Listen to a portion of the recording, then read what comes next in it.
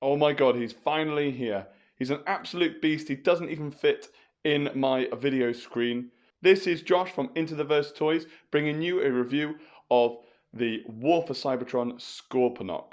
Let's get him out of his package. Okay, so here he is. This is the Scorponok figure from Transformers War for Cybertron Earthrise series, and he's an absolute beast. He is a Titan class. You can see that on the side here, Titan class, and then on the back we have some pictures of the different modes that he can change into. You've got his giant robot mode, you've got the battle station mode, his scorpion mode, and then finally the figure that turns into his head, and then has its own headmaster there. You can see Scorponok on the side there, lots of kanji, and then on the side here, some awesome artwork, typical of the War for Cybertron figures. And then back to the front again, we have Scorponok himself. Some amazing artwork. I love the vibrant purple and green. And then Scorponok is crushing Optimus Prime in his hands. Shows how absolutely massive he is. And then on the top, it says War for Cybertron Transformers. There we go. So I'm really excited about getting him out of the box. I cannot wait to compare him to my G1 Scorponok. So let's go ahead and do that.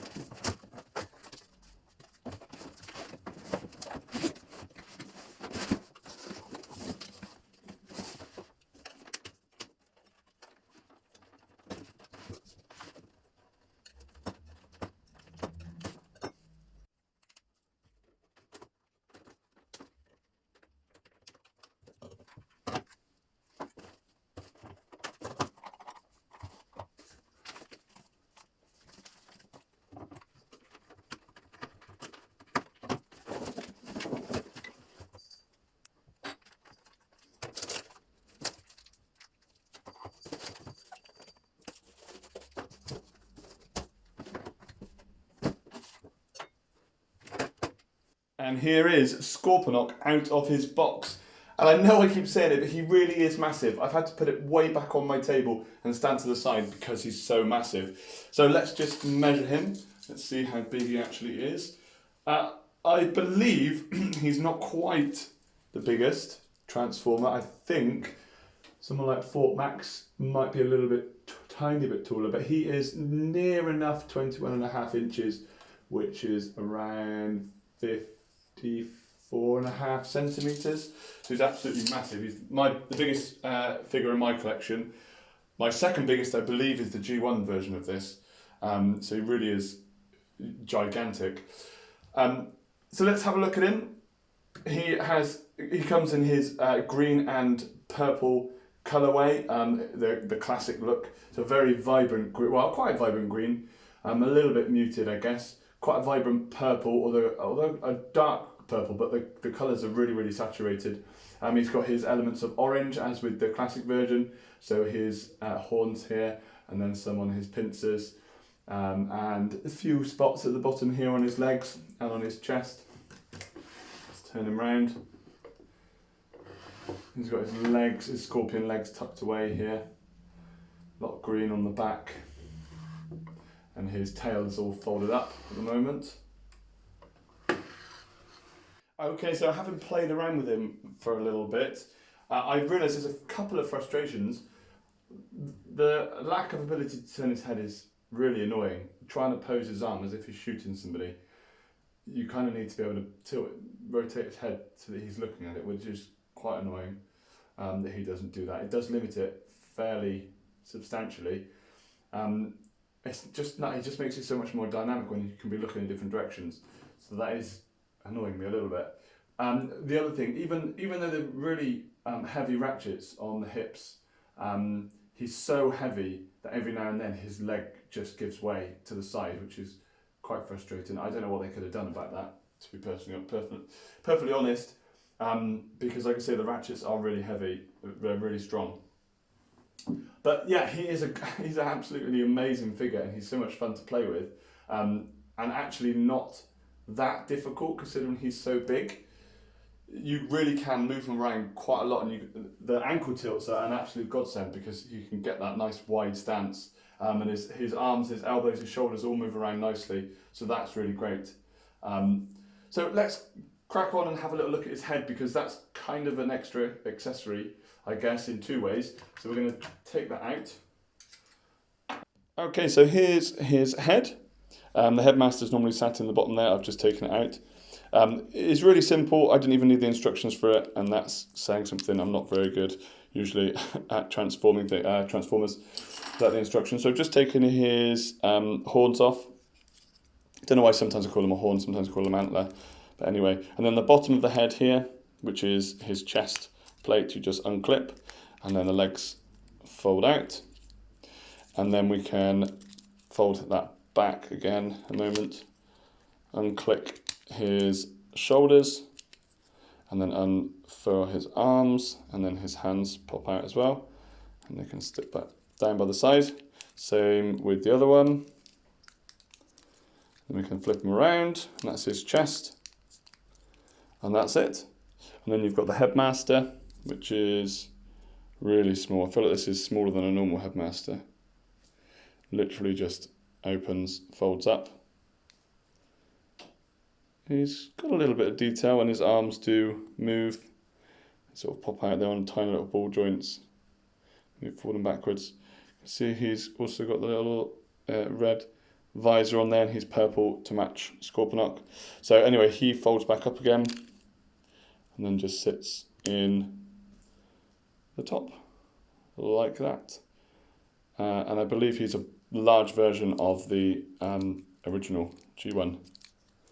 And there you go, so he's got some ports on the side that you could use. He has got a hinge at the shoulders, up and down, goes all the way around. He's got a peg hole in his hands. He has got a little bit of waist twist.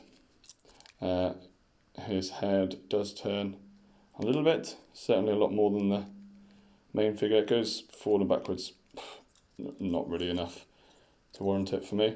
His hips go forward, they don't really go back because of these bits here. I don't know if they fold up actually, they might fold up. Well, that certainly comes off if you want it to. Anyway, and so his knees go to 90 degrees, and then his ankles have a little bit, well actually a lot of pivot there. So he's not bad. I say he's sort of a large-ish Legends, or a small deluxe maybe figure. So he's really cool. And there is that figure stood next to Scoponok for a size comparison. You can see he is a lot smaller. But like I say, he's cool, and he's a nice addition to this set. I think they could have easily copped out and just given us something that didn't transform, or a smaller head like the G1 figure, but we do get this nice large head that transforms into an extra figure, so that's cool. Okay, so after actually reading the instructions, which I should have done the first time, I found out that his back piece here does sort of clip out and fold up, and then you can attach the horns into the side of that, so that keeps it nice and tidy. Looks a bit better. And then that means that the legs do go back as well as forwards. Okay, so I've gone ahead and transformed him into his Scorpion mode. I absolutely love this mode. It was, as a child, playing with the G1 figure, it probably spent most of its time in Scorpion mode, and actually surprisingly in the battle station mode as well. I had micro machines that I used to use with it, which was great fun. But I did use the Scorpion mode a lot. I think that was the most fun aspect of this figure. Now I didn't waste time showing you the transformation. There's other people out there who do a lot better job at filming the transformation than I would. But first of all, let's measure him. Measure his length. So as he is in this position, he is roughly, say 25 and a half, 26 inches long. That's obviously with his arms out fairly far.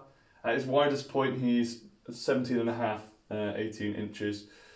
which is say 46 centimeters and around 64 centimeters, something like that. So he's absolutely huge.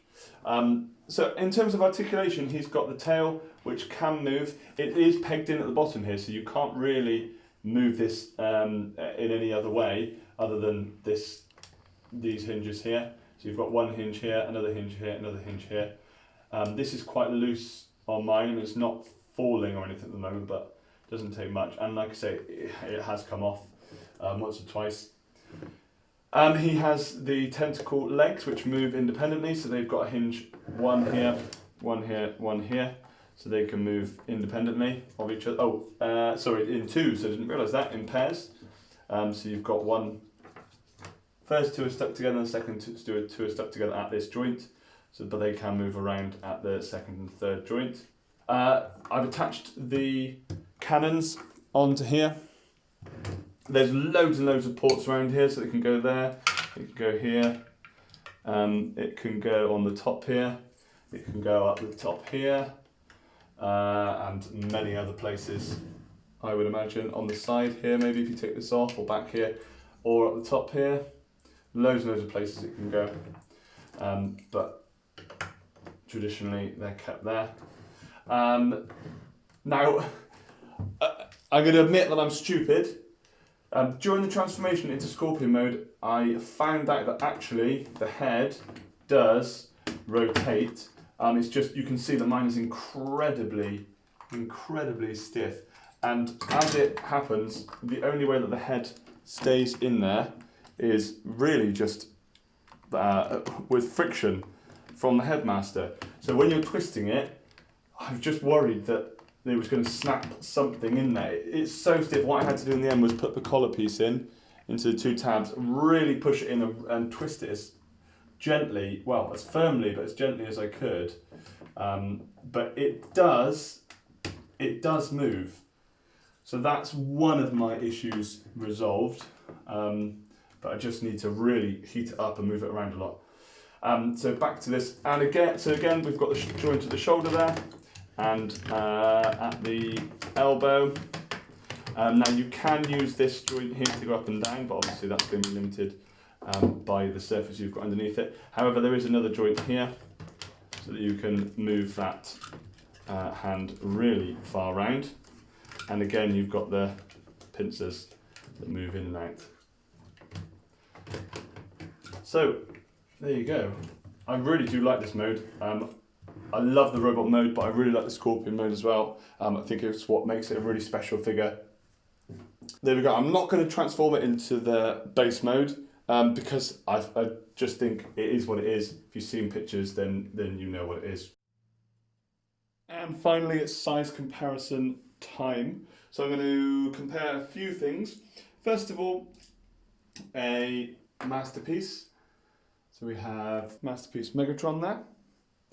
And then we have an oversized Wei Jiang Prime. That's MPP10. It's an upscaled version of the MP10. Iron Factory's DJD Combiner. That's all the Legends scale figures put together. And just for the sake of it, an original Raphael figure.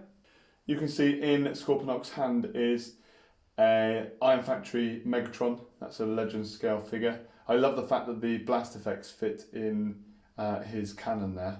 And then finally, and most importantly, we have G1 Scorponok, and I'm not going to be tempted to say it's precious, but you can see a size difference. The new figure is pretty much double the height of the G1. You can see I'm missing a few pieces. This is the one that I had when I was a child, and I've kept it all this time. So I'm missing a cannon, some extra bits and pieces, his helmet. Yeah, you can see the comparison there. And overall, I'm really happy with this figure. I've only got a couple of gripes. One has been resolved by the head, the neck being able to turn there, which has made the figure so much better. You can see I've put it in the same pose but now he's looking down the sight of his cannon, which makes it much more dynamic. This hip especially is just a little bit loose, and every now and then when I'm posing it, it just completely collapses. Just before I started filming again, I was moving it around and it completely collapsed. Finally, the fact that the feet, as far as I can see, do not tilt forward and backwards, which is quite a little bit annoying. Now, unfortunately, we don't have this figure in stock at our store, www.intotheversetoys.co.uk. They sold out a long time ago. However, we do have other Transformers figures on pre-order. For example, the War for Cybertron Kingdom figures. Lots of Beast Wars Transformers in there, which will go great with this guy, like the Megatron T-Rex and Optimus Primal. I'm sure will be amazing alongside this figure. So make sure you check out our store. This has been Josh from intotheversetoys.co.uk reviewing the Titan class Scorponok figure. And remember, collect, play, and be proud.